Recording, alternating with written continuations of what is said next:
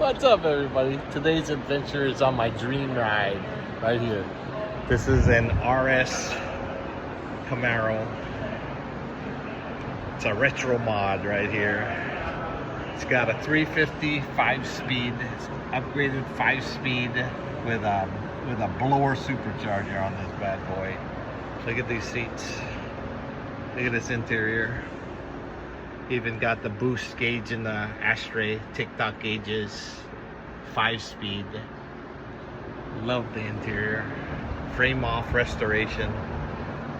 Perfectly painted.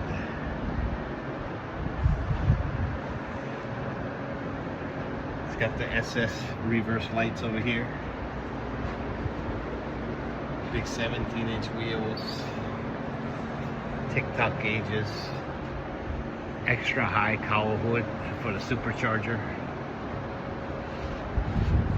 Look at this, beautiful.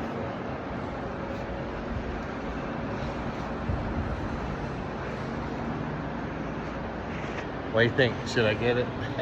That's a below.